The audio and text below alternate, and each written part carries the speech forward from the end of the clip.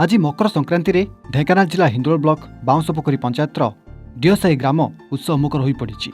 14तम वार्षिक मकरोत्सव पर यह उपलक्षे गतकाली अधिवास अवसर में ग्रामर शताधिक महिला द्वारा कलश यात्रा शोभायात्रा ग्रामस्थित आश्रम पड़िया यज्ञ मंडप निकट में स्थापन कर जावतीय पूजानीति संपन्न कर आज पदृशरू सूर्य पूजा गो पूजा गणेश वंदना कर से विग्रह मान अवस्थान में आसन करने पर यज्ञ कार्य आरंभ होता। मुख्य पूजक भाव विभूतिभूषण षडंगी और सहयोगी पूजक भाव सीताराम मिश्र मनमोहन मिश्र समरेश षडंगी सहित कर्ता भाव कार्य समापन करते अनिल पंडा और झुनुबाला पंडा। व्यवसाय में ग्राम्य कमिटी पक्षर आयोजित नाम संकीर्तन कार्यक्रम में आखपाख ग्राम मानक 11टी संकीर्तन दल हरिनाम संकीर्तन करी परिवेश को आध्यात्मिक और भक्तिमय करथिले।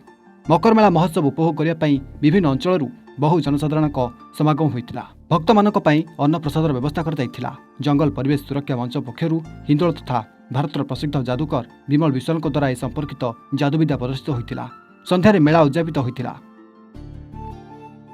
दुर्गचरण बेहरा गाँ सभापति देखो ये गोटे छोटिया साई गोटे अनुष्ठान हो पूर्वर जंगल होना पड़ी आमर जड़े रिटायर्ड सारे आसिले से कहले ये मत जगह खंडे दियो मु गोशाला एवं धर्म काम करी किंतु ता परिवर्ते आमर से सारे स्वर्गधामता गले तापर गाँ ताकू टेकअप कला मैंने टेकअप गाँ हाथ को नेले।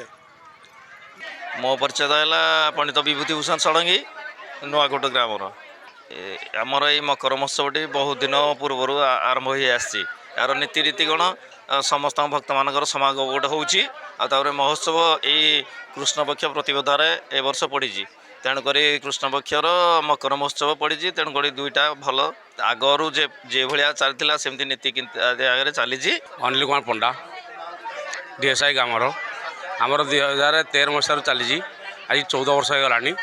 आमर आग गोटे दिन पूर्व कलश यात्रा होतापर हूँ चाषी दिन यज्ञ 14 दिन यज्ञ होज्ञ पर आग सूर्य पूजा हो सूर्य पर आम यज्ञ कर्म आरंभ हो जाऊँ। ढेंकानाल हिंदोल कैमरा पर्सन सुजित पृष्टि सुजित कुमार बेहरा रिपोर्ट A1 ओडिशा।